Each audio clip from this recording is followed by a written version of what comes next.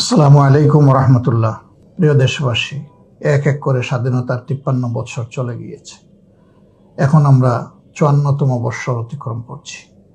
এ সময়ের ভিতরে জাতির প্রত্যাশা ছিল বিপুল এবং সঙ্গত, কিন্তু স্বপ্নের সেই দেশটি, জন আকাঙ্ক্ষার সেই দেশটি আমরা এখনো গড়ে তুলতে পারিনি।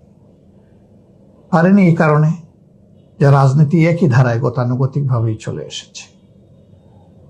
নির্বাচন এলেই সবাই আশ্বস্ত করে জাতিকে বড় বড় ওয়াদাও দিয়ে থাকে, কিন্তু নির্বাচনী বৈতরণী দ্বারাই পার হয়ে সরকার গঠন করেছেন, তখন তারা জনগণকে ভুলে গিয়ে তারা ব্যক্তি, গোষ্ঠী এবং দলের স্বার্থেই সবকিছুকে সাজানোর চেষ্টা করেছে।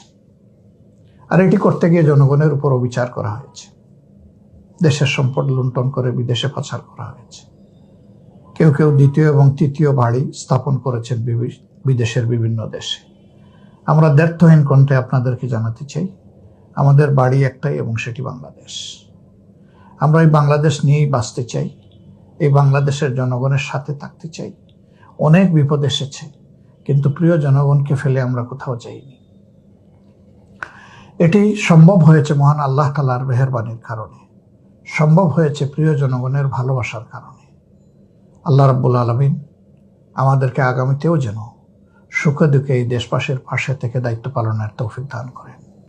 এরকমই একটি দেশ গড়ার জন্য, যুবকদের একটি আস্থার ঠিকানা তৈরি করার জন্য, শিশুদের জন্য একটা নিরাপদ বাংলাদেশ গড়ে তোলার জন্য, মা বোনদের জন্য সম্মান এবং ভালোবাসার, মা বোনদের জন্য তাদের নিরাপত্তার এক টুকরা জমি গড়ে তোলার জন্যই আমাদের এই লড়াই। আমাদের এই লড়াইকে সফল এবং সার্থক করার একটি ধাপ আগামী 19 তারিখ। জাতির সামনে ইনশাআল্লাহ আমরা আমাদের চিন্তাগুলা তুলে ধরার চেষ্টা করব। 19 তারিখের জাতীয় এই সমাবেশটি শুধু যদি জামাত ইসলামের জন্য একটি সমাবেশ হিসাবে আপনারা বিবেচনায় নিতে পারেন, কিন্তু এটা তার চেয়েও বেশি কিছু। এই জন্যে এই সমাবেশকে সফল করার ক্ষেত্রে আমরা সমগ্র দেশবাসীর দোয়া, সহযোগিতা এবং সমর্থন কামনা করছি।